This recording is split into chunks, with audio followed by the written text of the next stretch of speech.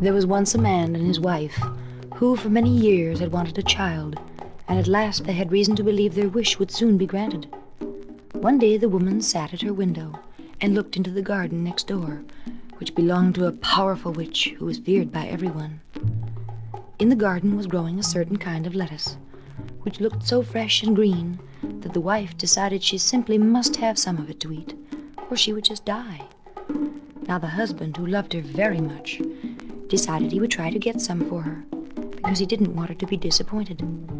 So in the twilight, he quietly climbed over the witch's wall and crept into her garden. Suddenly there was a flash of light, and there in front of him stood the witch. "How dare you come into my garden?"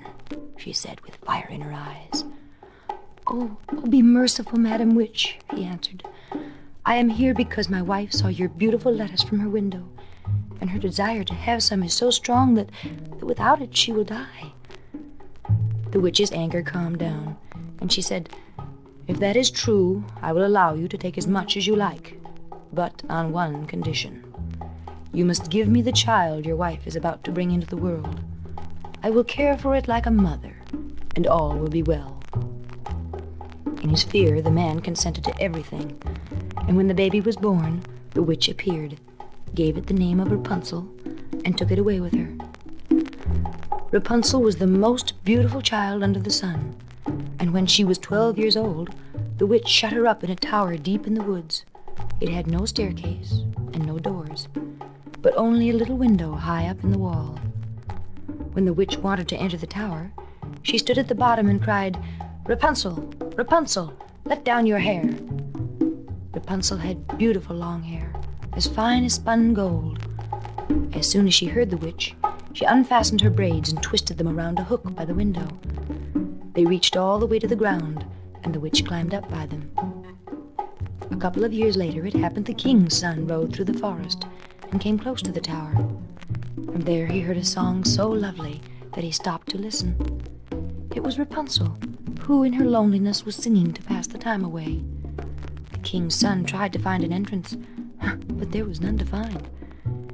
He rode home, but the song had touched his heart so deeply that he rode into the forest every day to listen. One day he hid behind a tree and saw the witch come to the tower and call, "Rapunzel, Rapunzel, let down your hair."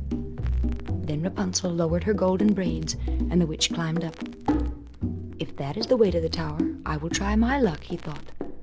And the next day, when it began to grow dark, he went to the tower and called, "Rapunzel, Rapunzel, let down your hair." The hair fell down, and the king's son climbed up it. At first Rapunzel was terrified, for she had never seen a man before. But the king's son talked to her kindly, and told her that his heart had been so deeply touched by her song that he had to see her. And when he asked if she would become his wife, she saw that he was young and handsome, and she knew he would love her. So she said, "Yes, I will gladly marry you. But how can I get down from this tower? Perhaps when you come, you can bring some strong silk. I will twist it into a rope, and when it is long enough, I will come down by it, and you can take me away with you on your horse." So every evening he came to see her and bought some silk.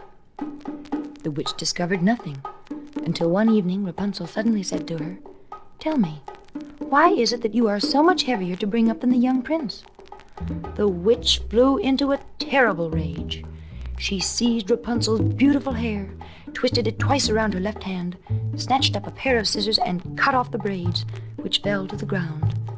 She was still so furious that she took poor Rapunzel away to the deepest, darkest part of the forest, where she forced her to live a life of misery. The same day on which she took Rapunzel away, the witch returned to the tower and fastened the cut-off braids to the hook by the window. And when the prince came and called, "Rapunzel, Rapunzel, let down your hair," she lowered the braids. The prince climbed up, but there he found not his beloved Rapunzel, but the witch, who looked at him with angry and wicked eyes. "Ah," she cried mockingly, "you have come to fetch your lady love, but the pretty bird is no longer in her nest. She will sing no more, for a great cat has her, and it will scratch your eyes out too. You will never see Rapunzel again." The prince was so shocked that he fell backwards out of the window. He was not killed, but his eyes were scratched out by the thorns that grew where he fell.